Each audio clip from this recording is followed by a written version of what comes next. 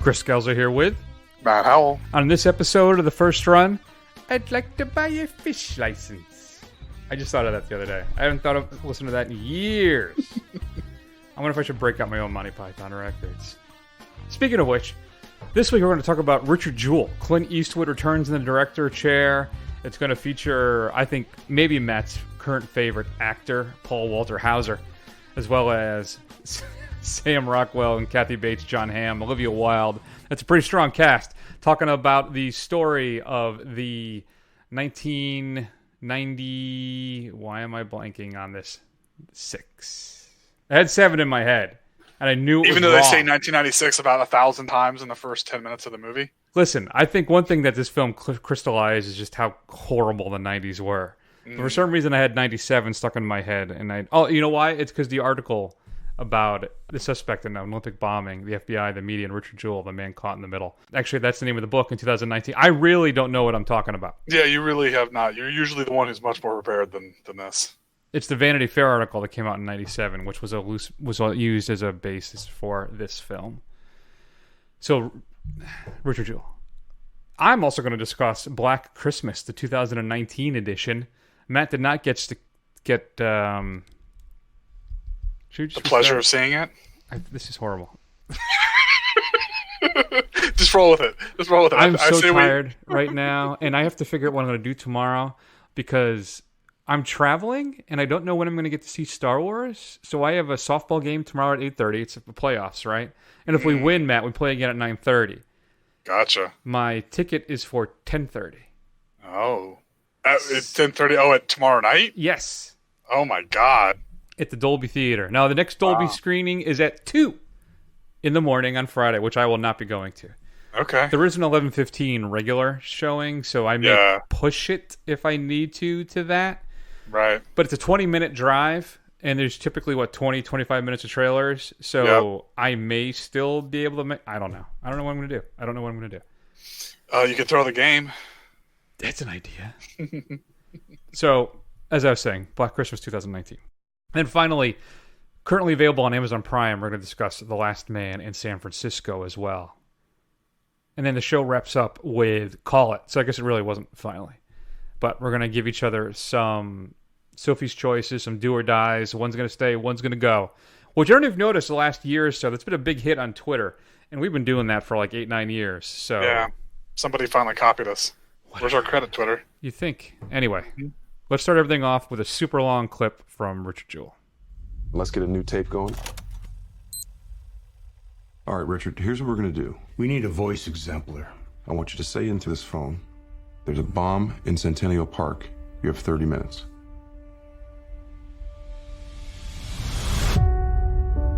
Richard, you're a national hero now. Thank you, sir. But I was just doing my job. You always look at the guy who found the bomb, just like you always look at the guy who found the body.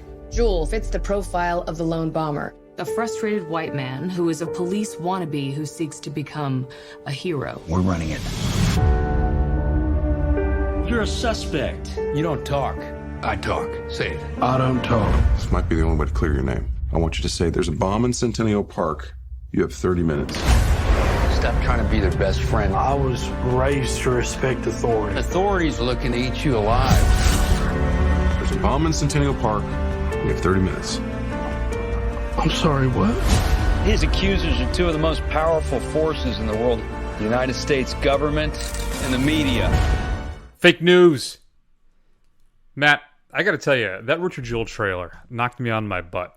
That thing is a crisp, minute and a half, 2 minutes of high drama, high stakes, really dramatic filmmaking with the use of blacks and grays. And that music, it gets you going. You're like, man, I got to see this movie. Yeah. So what the hell happened? Are you asking for a synopsis from me or like in general? Let's start with that. What's Richard Jewell all about? And then you tell me why this thing doesn't really work, because that's what I feel. Yeah, so as Chris alluded to in the opening, in the cold open, that this is the true-ish story of Richard Jewell, a washout cop who was working as security at the 1996 Olympics in Atlanta. He found Wait a minute. Let me pause too. It just occurred to me how stupid I was in my opening that I was thinking about the Olympic bombing in 1997. Yeah, I know. That's partly why I was just baffled. Because back then they go every 4 years. Now they're every 2 and they rotate. But then it was still 4, right? Right. It's still 4 for the Summer Olympics. It's just they rotate. There's an Olympics. Yeah, but the point being that genius here went with an odd number. So anyway, continue your riveting breakdown of Richard Jewell for me. He's providing security for the 1996 Summer Olympics in Atlanta in, I believe it's called Centennial Park. He discovers a suspicious-looking bag that proves to be full of a pipe bomb that goes off.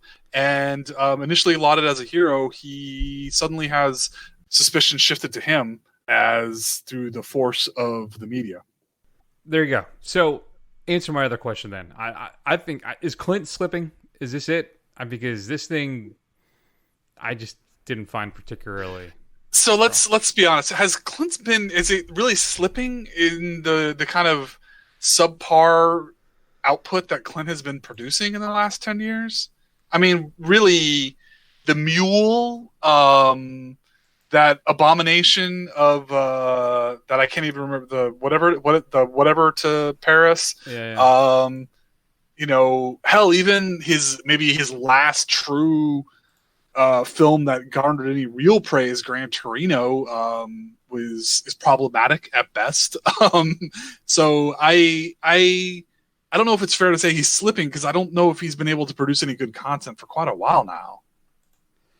Yeah, it makes me wonder: is he overrated as a director? I mean, that's a good question. Unforgiven is a stone cold classic, I think. Yeah, that was one of the greatest classic. westerns of all time. Yes, so good. But excellent film. I think I don't particularly care for Mystic River. I know a lot of people like it. I'm a big fan of. I'm a fan of Mystic River. I like it, and I really enjoyed American Sniper, actually, even though I find it a little problematic, but still, I really enjoyed it. Sully's good. $1 Billion Baby. Yeah. But there's a lot of stuff like Bloodwork, Space Cowboys, True Crime. Yeah.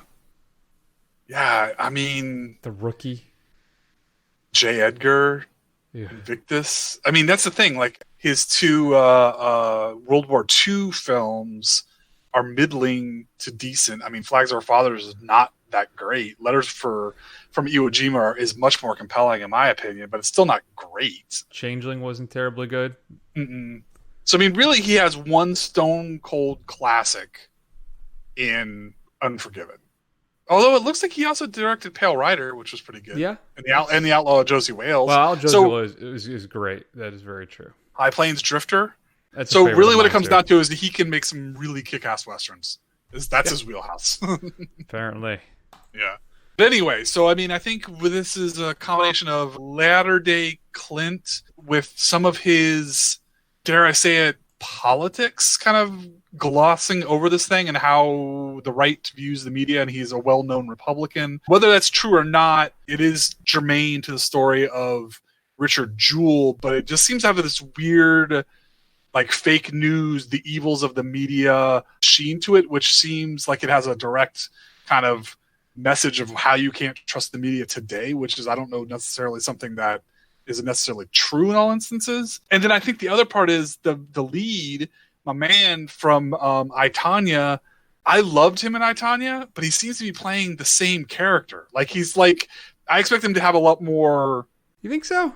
Like a lot of the mannerisms and stuff of Richard Jewell and kind of the way he kind of embellishes and the way he tells these kind of ridiculous stories. They kind of smacked a bit of the bodyguard from I, Tonya. And I don't know if I could separate. I don't know if that's just me not being able to separate the two, but it seemed very familiar to me. I think that might be the case. I didn't really get that from that at all. Okay. I think, as I said, this is a great trailer and just an average film. I think there's some truly questionable choices here that Clint makes. He does a good job, I think, mostly of capturing the righteous anger at Jewell getting railroaded, that particular, like, Sam Rockwell exhibits. but I don't think he navigates us to any true kind of point of emotional impact. Mm-hmm. It felt at time very kind of paint by numbers. Like he's got this point on a map that he's got to hit, right? Well, we got to insert the mom's touching speech here and add small moments of Jewel's heart issues down here, and just kind of stuff like that. And then we got that whole issue where he decides to really, like you said before about, I think maybe his issues with the press, I'll say, and he sleazes them up, them and the FBI, by having Olivia Wilde's character, Kathy Scruggs, basically sleep with John Hamm's character to get the information. In fact, there's a whole big uproar about this from that newspaper saying that she would never do that. And they're very upset, and they wanted that like retracted or a statement made by the studio about that. And also, too, he tries to redeem her character a bit, and that totally falls flat. That doesn't work at all. Mm-hmm. So I guess I'm somewhat surprised he goes after the FBI as strongly as he does, given his politics. Though I think that there's never really a moment of true reckoning for any of their actions. Right. Well, I mean, is it really that surprising, considering for the past 2 years all we've heard about is how untrustworthy and full of deep operatives who can't be trusted, kind of thing, from the right on how the FBI is, which just boggles my mind. Like, Thin Blue Line always supports your law enforcement, but the highest law enforcement agency in the land is full of crooks and they can't be trusted. Well, makes no sense to me. It's a different world right now, particularly today. Yeah. So I think Paul Walter Hauser, Matt, I found him quite strong as Jewell. I think he brings a real pathos and depth to this character. I really, out of everything that's in this, he's really the only thing that I bought into. Okay. And I think Rockwell is entertaining, and he clearly has the most fun role out of anybody in the film. Mm-hmm. Yeah, but I felt that everybody else was kind of just hitting their marks. Come up, go to that line, deliver your dialogue, and then shift off. It's just collect your paycheck. Basically, yeah. It's kind of disappointing, particularly after watching that trailer. So I don't know. Not a huge fan. No, not me neither. I mean, I don't know what else there is to say. How much more digital ink we need to spill on this thing? I like that. So I'm gonna give it a C. I mean, it's not like it's atrocious. It's not like the worst movie I've seen this year by any stretch of the imagination, but it's just uninspiring. And I was expecting a lot more, and I was let down. Clint let me down. I'm right with you. I gave it a C+. So I think that's fair. It's an average film. So that's too bad. I was really looking forward to this one. And like you, I enjoy me some Paul Walter Hauser. So we'll see what he does next. If you had a chance to see Richard Jewell, shoot us an email at feedback@thefirstrun.com. All right, Matt, I'm going to spend a few minutes and talk about Black Christmas, the 2019 version. There's a lot of discussion online about this film. It has performed pretty poorly at the box office, much below expectations. And let's talk about it after this.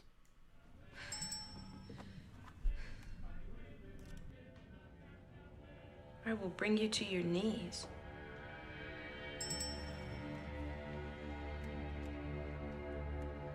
You beg for mercy?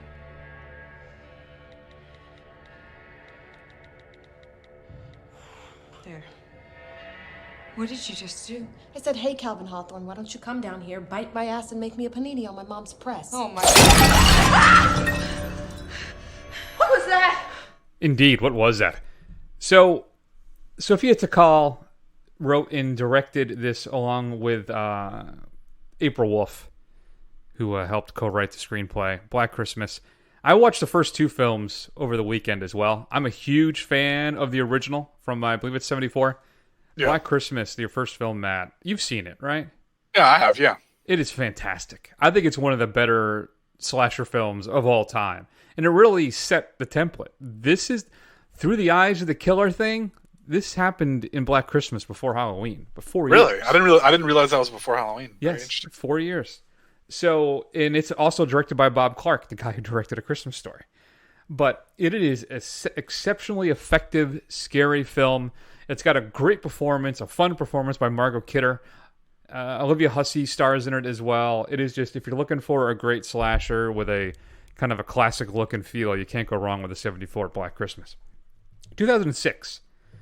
That version is universally panned, though there is a group, a kind of a crowd coming up now who actually really like that film. Okay. I just recently watched. I haven't seen it since it came out. And it's actually one of those films, too, that's unavailable on Blu-ray. It was, I think, one of the first or last HD DVD releases. Okay. And has yet to be released on Blu-ray. And I don't think the unrated version is really available that much. I was able to procure a copy of it and see it, so I was happy about that. Well, maybe happy is not the right term. The issue with the 2006 version, Matt, is that it's all cheese. When I say cheese, I mean like cheeky. It basically has a bunch of young, really super hot, done-up co-eds being stalked by a killer in a sorority house. Okay. Right. It almost opens like an adult film. Really, how it portrays that. Let me put it this way: the '06 version is purely for the male gaze. Interesting. Okay. I've never seen it, so. And also, it's hyper violent and gory. There's a lot of eye gouging, a lot of it. Ew. And there's a few eyeball eating scenes as well. I mean, this thing is very gory. Which, if you're a fan of, I could see why you enjoy this by the '06 version. But plot-wise and the whole script, and also it leans heavily on flashbacks. I think it's maybe an hour and 40 minutes long, and I'd say at least 40 of those minutes of flashbacks. It's way too much of a crutch for this thing. And it has a twist that just, it's kind of, they take a turn on the story from the original that I don't think is very good. So this 2019, Matt, is a complete reimagining. We no longer have Billy, who was the antagonist from the first and second film. This time, and I think one of the major mistakes this film does is it gives way too much away in the trailer.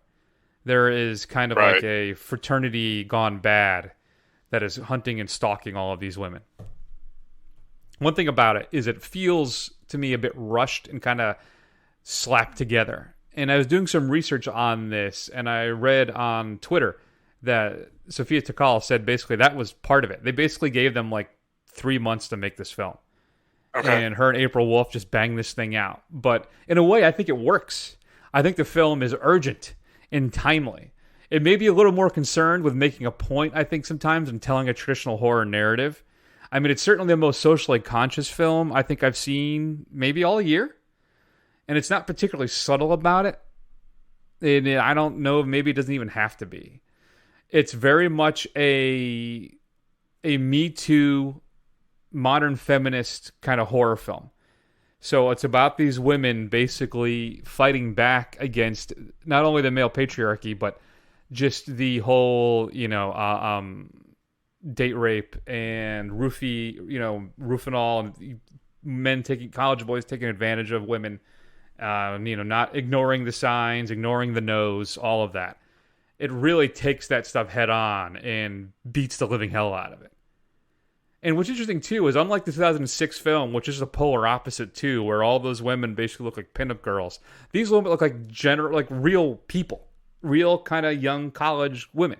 They're not sexed up pinup girls waiting for their eyes to be gouged out while alluringly lounging on different pieces of furniture throughout the sorority house.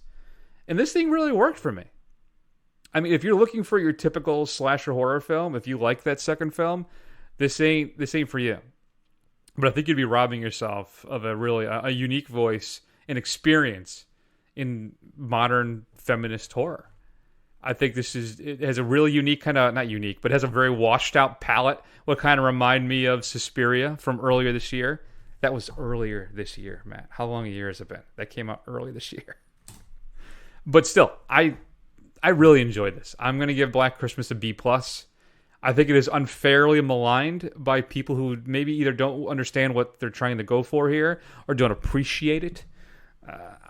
I don't know. I don't quite get the hate for this thing that seems to be out there online for some people. Well, no, I get it. It's just wrong. Black Christmas is playing everywhere right now in theaters. Get it while you still can. Check it out. Support this thing. It's different. It has an opinion and it has something to say. But it still, I think, nails you with the scares for the most part. If you've had a chance to see Black Christmas 2019, or any of them, shoot us an email at feedback@thefirstrun.com. Matt, let's go ahead and spend a few minutes talking about what's coming up on Blu-ray and DVD this upcoming Tuesday. No.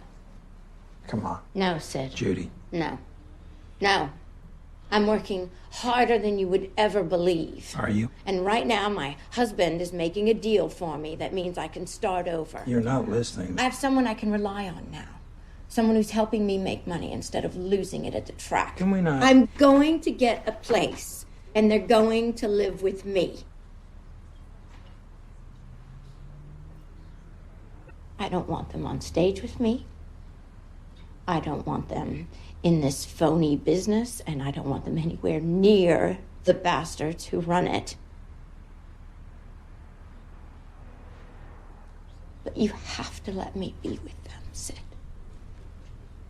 I'm a good mother.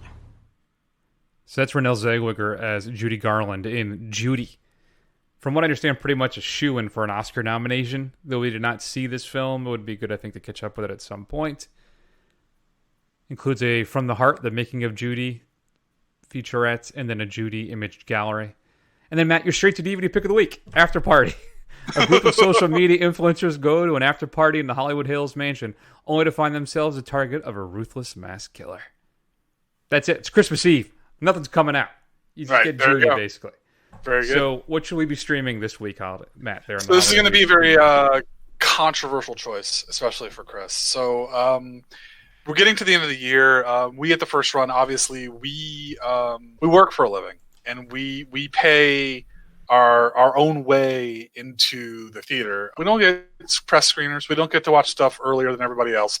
So our end of year special usually comes out in what's the best of the year in January, because we can catch up with some of the stuff that's delayed around where we live or we haven't been able to catch up with that we want to see. So we can bring you the true list. But in preparation for that, most years I'll look at other best of lists published by various sources just to see if there's anything that I'm missing, anything I want to try and catch up with.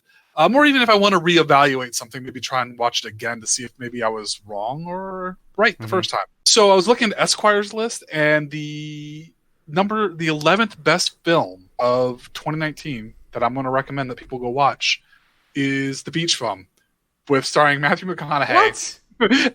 And Ela Fisher and Snoop Dogg, where Why are you doing this to me? Plays a listless millionaire who lives in Florida, who embodies all the stereotypes of Florida, and just has this kind of rambling existence. Will you shut up? Shut up! Shut up! Shut up! Why would you do this to me? Did you watch it? I've seen it, yeah. And I don't remember. We did it. You we did it for the show. No, I didn't. I know we did it, but I in my mind, I'm thinking to myself, well, he can't possibly have seen it if he's recommending it. So I must have done that one like a Black Christmas. No. I watched it and I saw it, and I was not a fan of it either. But I'm recommending people go watch it because just for the very fact that it is made the number 11 best film of the year on a major publication, I want people to go out and watch this thing and then tell us if we're wrong. Are we wrong about this? Okay. I thought that you had turned on it, and I'd be like, no. Oh, no. Okay. No, if I wanted to be, I would do that if I wanted to be kick off the show, but I'm going to hold my self-sabotage for that a little bit later. But yeah, I just want to get people's honest opinion on this thing. Go out and watch it. It's available on Hulu, and see if Esquire is right or if your esteemed co-hosts, who are never wrong, are wrong. It stinks. That's right. I went crazy with the soundboard there. I haven't done that in a while. I can't do that symbol anymore, apparently. So that's too bad. Man, I can't. Number 11? Number 11. Did they only see 11 movies? No, they did. It was the top 50. I don't understand people at all. No good. Really bad for you. Not good. Believe me, not good. Timely. And a movie that we're going to talk about in a little bit, which, has got some positive mud, was number 31. Let's just put it that 31? Yes.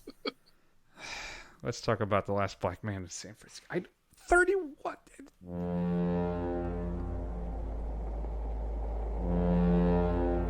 We built these ships, dredged these canals, in the San Francisco they never knew existed. This is our home.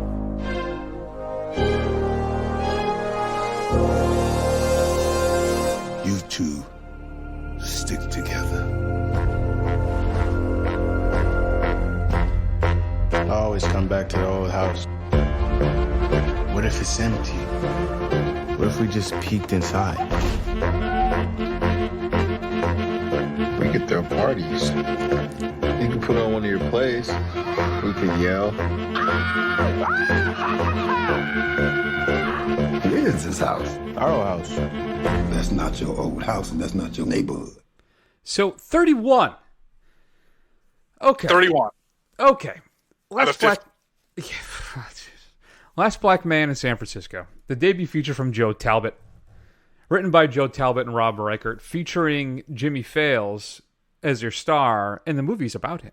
It's basically a loose adaptation of his life. And this is another film from A24. And Matt, this is one of the best films I've seen all year. It is... Okay, so Jimmy Fails, he's a young man, and he has his buddy, Mont. And Jimmy has this... His grandfather supposedly built this house in San Francisco, and they lost it. And so what he does is he'll just show up and do minor repairs, right? He'll paint the windows, he'll do different things, even though there are current occupants. Well, something happens, and those current occupants lose control of the home. So him and Mont decide basically to squat there because it's morally whatever their house, his house. And it's about basically Jimmy's story as he adapts and learns and figures kind of things out. And also we intertwine with all these different colorful characters that they meet up with in San Francisco. And this thing is just, it's beautiful. Matt, it's a stunning and gorgeous film. Some of the best frame shots I've seen all year. I feel like I could frame, literally like in a picture, hanging them up on my wall, some of these things. It's quirky, it's funny, it's somber. It's lyrical, it's poetic. It almost has this fantasy fairy tale feel to it. Their Talbot's use of color and costuming, even the way he dresses his characters, it just jumps out at you. His use of color in this thing. It feels wholly original and fresh. It has a compelling, simple narrative. You're talking about gentrification, what it means to be a man, growing up, race, and it handles all these things deftly. You heard a little bit there, it's just a magical score. This thing knocked me on my ass, Matt. Did it have the same impact on you? Yeah, it did. I was going to kind of, I know Chris gets very nervous. He yells at me with stuff like this. But yeah, I really connected with this film. It has this kind of ethereal, dreamlike quality to it. Even though it has some very specific messages about, various communities of different types, whether that's the Black community or, the San Francisco community, or working class community, it feels at the same time very universal. And I think a lot of people who are not tech millionaires are going to be able to relate to this thing, because the effects of gentrification and this kind of further stratifying of society really affects a lot of people. And I think San Francisco is a microcosm of that, how it's kind of pushing out the generations of people who've lived there, who kind of are the soul of the city, and they're being replaced by people who don't really care about it. It's just a place, or it's just a thing for them to, show off. And I don't know, I really connected with this film. I loved Aunt. I loved Jimmy's character. I loved even just the dichotomy of the group of guys who just kind of inexplicably hang out in front of Mont's house for some reason every day.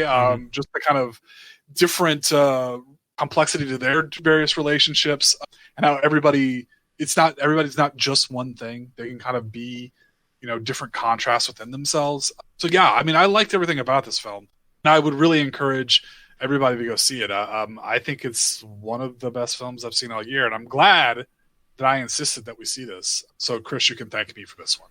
I wanted to catch up with it. I truly did. I almost went to see it when it was actually playing here, but it didn't work out, unfortunately.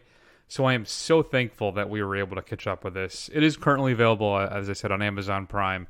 And you can rent it all over as well. Sure. As Matt said, it is one of the best films of 2019. I think it's hamstrung maybe by being released so early in the year. Came out here domestically outside of its Sundance premiere in June. So I think it's going to rob it of some Oscar buzz, which I think is a shame. Mm-hmm. Because I really think it is that strong a film. I want to watch it again and just kind of just bask in it. And just for a debut too for Joe Talbot, I cannot wait to see what he does next. I am fascinated to see his next film, and I can't recommend this enough, Matt. I gave Last Black Man in San Francisco an A. Yeah, I did too. I've been pretty stingy with the A's this year. And then part of me wants to maybe go back and revisit some of my scores, but I would definitely give this an unqualified A, which I think is only the second one I've given all year. The first being Parasite. So, I'm much more, which is funny because I think I consider myself to be the more snobbish of the two of us, and I'm much more lenient, I think, on the A's. Yeah, right. I gave Irishman an A, Knives Out an A-. Dolomite is my name an A-. El Camino an A-. You did too. Yeah. But you went straight A's? Yeah, with straight no A's. Qualifiers there? Yeah, I've had more A-. I've had some solid A-, but Parasite, as you said. Yep. A- for you for The Lighthouse. I gave it an A. Yeah. Again, Jewell. Well, I don't think we don't count that. That's not a new release. So, yeah. Wow, yeah, you have been. I didn't realize that you've been so good for you. I've become very jaded in my old age, Chris. It's taking a lot to move my cold, dead heart. Good for you. Mm-hmm. I love that. If you go to the firstrun.com and the TFR report card, I still love how I wrote that out. I'm so clever. The Midsommar director's cut, I put A- plus because it went from like a 92 to a 93 or something like a 91 to a 93. Yeah. Oh, I'm so clever. I kill myself. All right. As we said, Last Black Man in San Francisco, Amazon Prime right now. Feedback at thefirstrun.com. Shoot us an email. Tell us your thoughts. Just fantastic. All right, Matt. It's time to make some difficult choices. Mm-hmm. Let's play a relatively rousing edition of Call It. I thought you'd never get back. Well, there was a heck of a crowd on the piste. So I see. Mission accomplished? Best beluga, vodka, rather shaken, and one microchip. Good. I'll make a signal to M. Be a good girl, would you, and put her on automatic?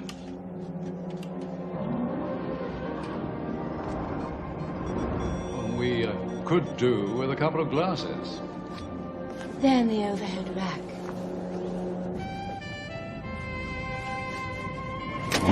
Oh, Commander Bond. Call me James. It's 5 days to Alaska. That's smooth, weird geriatric secret agent. That is from A View to a Kill, Matt. When Moore, I think, is in his 50s at that point. 50, how old is he? 54 in A View to a Kill? He was older. He himself said he was too old to play the role at that point. Mm-hmm. So, yeah, View to Kill was 83, right? 85. Dang it. My dates are all off this week. I don't know what's going on with me. 85. He was born in 27. Let me do the math. So he was 16. Oh, I guess not so much. All right. So, Matt, your first call it is going to be... Are you ready? Are you sitting down? Yeah, I'm obviously sitting down because you can see me, but I just want to preface this that I only could come up with two. Call it's a real problem issue for me because sometimes I can just come up with bam, bam, bam, bam, bam, but other times I really struggle with coming up with some stuff. So I'm just telling you right now so you don't yell at me. I got later. 6. And when I do you? Just in case. I always do a couple in case we repeat or we duplicate each other. Sure. So, all right. The new No Time to Die or something, whatever the new Bond film is, that new trailer, which looks fantastic. That makes that movie look so good. Mm-hmm. Made me think about, everybody goes Connery or Moore, or, who your favorite Bond is. It's typically the one you grew up with, right? Sure. But who would you go with, Matt? Roger Moore or Pierce Brosnan? Yikes. I guess Pierce Brosnan because I enjoy GoldenEye. I always thought Roger Moore's films were way too hokey for me. Mm-hmm. They were a little too leaned a little too heavily into the campier side of the 60s of these things for my tastes. So even though most of Pierce Brosnan's films are atrocious, I think GoldenEye just by itself is fun enough to where that's the one I can go with. You mean, what about like The Man with the Golden Gun, I think it is, when they do the slide whistle as his car does the loop, like the Matchbox cars kind of side loop thing? And you do that. Yeah, that's chef's kiss cinema when that happens. I go back and forth on this one. I'm not entirely sure because now more was James Bond when I was growing up, right? The first Bond movie, well, no, that's a lie. The first Bond movie I think I saw in the theater was Living Daylights. Yeah, it was. Which is interesting. But I still... So you have Live and Let Die, The Man with the Golden Gun, Spy Who Loved Me, Moonraker, For Your Eyes Only, Octopussy, and A View to a Kill. Now, out of all those films, maybe 3 of them are good. Right. Brosnan, though, had one really great one, a pretty solid one. I think Tomorrow Never Dies is solid. And then 2 bad ones. Right. World Is Not Enough is bad, and Die Another Day is just... Ugh. It's like Man with the Golden Gun bad. And I don't know. I think... But the thing is, For Your Eyes Only is really good. So, I mean, because in that one, he's actually pretty badass. It's one of the few where he's very kind of... Like when he kicks the car off the cliff and kills the guy, even though he's, you know, and there's a couple great moments in that one. And you got Christopher Walken in A View to a Kill. I think I'm going to go more. I think I am going to go Roger Moore with this because I think GoldenEye it's not enough for me to tip it over the edge. Right. Okay. So I'm going to go Roger Moore. If I had to choose between one over and the other, yeah, I'm going Moore. Okay. Fair enough. Next year is the Renaissance. We're getting 3 major films in the continuing Renaissance. So John Wick 4 is a given. That's something we have to have. Yeah. But if you had to pick one, Matrix 4 or Bill and Ted 3? Now, aren't they releasing Matrix 4 and John Wick 3 or 4 on the same date? Yeah, I've heard that, which is not going to happen. They're going to change that. They're going to change it. Yeah. Part of me think that's just a press thing to raise some kind of the profile awareness, a little buzz. Yeah. Man, Matrix or Bill and Ted? I haven't seen the Bill and Ted films, I think, since I was in high school. I don't know if they're still as strong as I remember them to be. But those last 2 Matrix films are not good. Yeah, they're not. So, I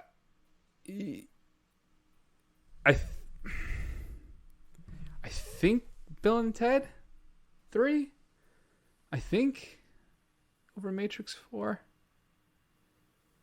I could really be pushed either way because who knows what kind of action and special effects and new things they'll introduce in the 4th Matrix film. Maybe they'll clean it up and figure it out. But then I also think about Ocean's 13. The film that was supposed to fix the franchise and give the fans what they really wanted, like Ocean's 11, which is just no, it doesn't at all. Or Hangover 3, they tried to do the same thing, and it's even worse. So I'll go Bill and Ted 3. I'm gonna take a stand. Bill and Ted 3. What about you? Yeah, honestly, I'm more curious to see Bill and Ted 3 than Matrix 4 because I'm really not confident in what can be produced with Matrix 4. I may do a rewatch. I haven't watched those Matrix films or Bill and Ted's for a long time. So, yeah, let's check that out. I wonder if they get better. And I got still the Animatrix. What's the one I have to watch out of the Animatrix? There's one of them you said is you really only need to watch the Second Renaissance, Part 1 and 2. It's about the history of the machine war and what led up to it. It's really brutal. It's really good, though. All right. Okay, Matt, are you ready? Yeah. Now, I'm not sure how to... Let's go first films only, okay? RoboCop or Terminator? Oh, that is tough. No worry. And usually we say you lose the whole catalog. Sure. I think if we do that, then clearly you would choose Terminator. Yeah. But just standalone first films. I think I'm going to have to go with RoboCop. I think RoboCop is a low key masterpiece, artistic masterpiece, satire masterpiece. I agree. I think RoboCop is the answer. Actually, I think the Terminator is a little clunky at times. Don't get too mad at me. Don't at me, as the kids say. But it is. The romance subplot in that thing just isn't particularly strong. Right. So, yeah, no, I think RoboCop is the better film. I do, and I think it is actually more entertaining, and it has. I think it has a higher rewatch value. I've watched RoboCop probably a dozen times. I've seen Terminator 5 or 6. So I'm basing it basically on that. All right, very good. So we're big fans of horror movies, right?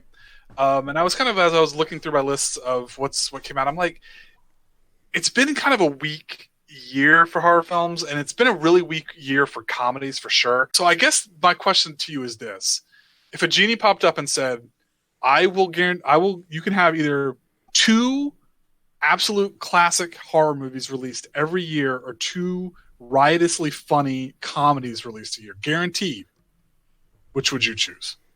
Ooh, that's interesting. That's out of the box. I like that. Ooh, I'm gonna go horror. I think I think I enjoy that genre more. Okay. But if you're guaranteeing me, the problem with comedy too is it's real hit and miss. Right. I think horror you can get a little more lenient with. Yeah, no, I'll stick with horror. Yeah, I think I'm a much bigger fan of horror, but I think just even on off years, you usually at least get one really good one, if not great one. Whereas comedy, you can go for years without getting anything that's like of really any real note. So I would say I'm going to go with comedies just because of how hard it seems to be to make a good, lasting comedy, classic comedy. You know what? You're right. I'm going to change my vote. You've convinced me. Okay, good. I was just because as you started talking, I thought about, well, how many Anchormans have we got? Right. You know, and there aren't that many. I was trying to think of how many times I've laughed in the theater so hard I cried. It happened once this year. You remember what movie that was? No, I don't. The Art of Self-Defense. Oh, right. Yeah, that's a good film. but it's such a black comedy. Like, it's not endlessly quotable like an Anchorman is. No, it's not. You're entirely right. But like, imagine if you got like 2 Caddyshack a year and something like that. Yeah, no, you're right. That's the right decision. You've swayed me. Good. All right, I'm going to keep rolling. I don't know why. I'm going to Terminator binge here. Indiana Jones or Terminator franchises? Indiana Jones all day long. Raiders of the Lost Ark is a perfect film. It is so much fun and it's endlessly rewatchable. And The Last Crusade is right up there. It's not as good, but it's really close. Okay. Even though you have a T2 in your back pocket? Yeah, I think if I had Sophie's choice of you have to take, if it's Raiders or T2, I'm going with Raiders. And it wouldn't even be that hard of a choice for me. You know what? You're right. If you boil it down to that, which I think is a smart thing to do, you're right. That is the only answer. Very good. All right. Well, I have another one then. I have one that I thought we may have asked before, but I could ask it again. Sure, why not? Not 100% sure if I have. We've got a new Nolan film coming up, right? Mm-hmm. And we had Tarantino just released one. So which one do you choose? Tarantino or Nolan? Here's the thing. Tarantino's supposed to only doing one more movie. Oh, really? Okay.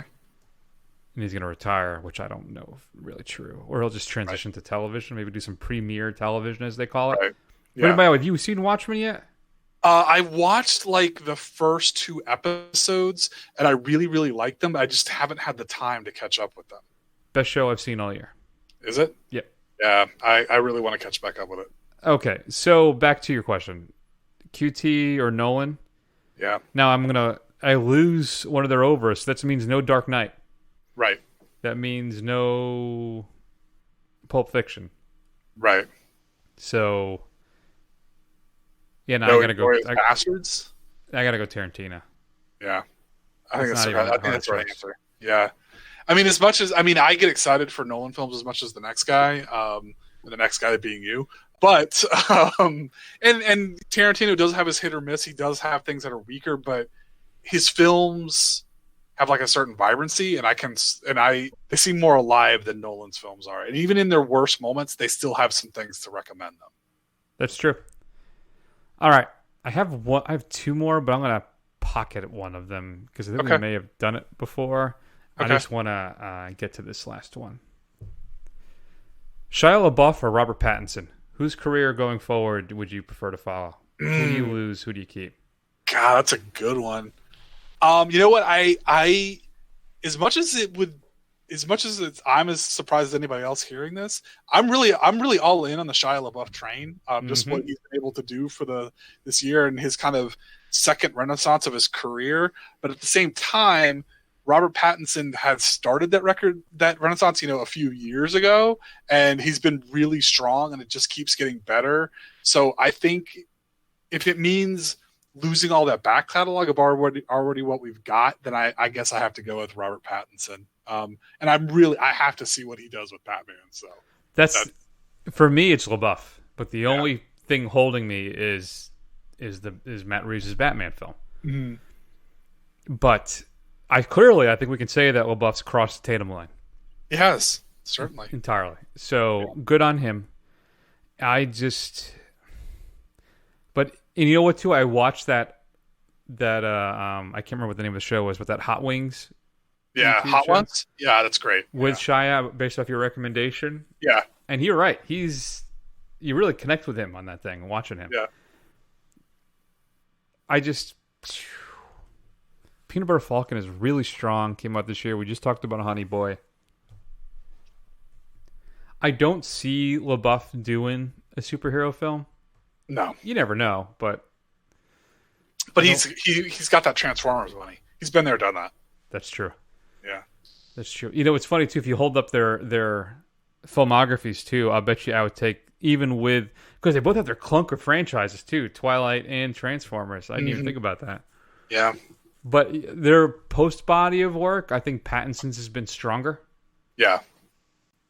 But there is a quality to LaBeouf that I just find engaging. There's something about him. I just like watching him. Okay. Yeah, So I agree. I think I would go Shia. I guess that means I lose my Matt Reeves Batman movie. Yeah. But long term, I guess I gotta go. I think so. It blows my mind that I'm saying that right now. Yeah. It's tough for me because I'm really curious to see what LaBeouf, like if this is like a fluke or if this is kind of what we're going to see more like great stuff. Whereas Pattinson, I'm really confident that it's going to continue to be really good, but because it would just be tough not only losing the Reeves Batman, but you wouldn't get the Lighthouse, you wouldn't get Good Time, Rover, you which I wouldn't like. get all that stuff that he's put out. That's been really solid to great. So you're trying to turn me again. I have like no convictions today. Obviously not. But while you vacillate, I just wanted to put out another plug. If you guys did watch the Hot Ones interview, not as good, but it is very interesting. Shia LaBeouf and Kristen Stewart, they interview each other, and it's an interesting little watch. That I think I have seen. Yeah. Yeah. All right. I think I'll stick. Since I vacillated and everything else, I waffled. I'll stick with LaBeouf, but I think you may be right that Pattinson. Yeah, I mean that's a tough decision. That's a really tough one. That's a good one. That was tough because I want to say my heart says LaBeouf, but my brain says you got to go with Pattinson. Yeah, you're probably right about that. That's probably the way to look at it. Okay, so I had two more. I'm going to pocket them. I'll tell you what they are, and you can think about them, folks. Shoot us an email at feedback@thefirstrun.com. Whose career would you rather stick with, Stallone's or Schwarzenegger's? And then finally, I want you to really think about this. Black Christmas franchise or Halloween? Because the Halloween franchise is super hit and miss. Yeah. Okay. And you haven't seen Black Christmas 2019 now, so it probably wouldn't be good to weigh in on that. Yeah, I haven't seen 2006 either, so. Oh, well, there you go. Coming up next week on the big show, it's Driver Fest, right? It is. All right, it's going to be all Adam Driver all the time. We're going to talk about Star Wars, The Rise of Skywalker, which is receiving universal acclaim online right now. It is not. And then we're also going to talk about Marriage Story and The Report. It's just going to be wall-to-wall Adam Driver. Mm-hmm. So I hope you are excited to hear that. I know there's this whole thing, too, going around the internets for a bit, too, is Adam Driver hot or not? And, like, women find him really attractive, but guys don't get it. And I think that's part of the point. There's really interesting discourse on the Twitterverse about all that. In the meantime, check us out on Facebook, Twitter, Instagram, YouTube. Do a search for The First Run. Scroll. Eventually you will find us. Especially the YouTube show. It's really interesting how we do the videos. If you haven't seen it, check it out. And go to Apple Podcasts and give us a review. That'll help other people find the show. And I'll read the review on the air. I swear to God, I will. I've done it before. I'll do it again. In the interim, I don't know when the next show is going to post, Matt. Right. Maybe that Friday the 26th. I don't know. It all depends. Maybe it'll be early. This next week is going to be real dodgy. We're doing a lot of traveling. So we'll see how it all shakes out. Just stick with us. So in the meantime, everybody, have a great holiday. Stay safe. Have fun. I hope Santa brings you everything you want if you're a Santa guy or a gal. Live your life. Do what you do. We love you. And we'll see you all soon. So we'll take an extended break. And as I said, have a great holiday. Take care.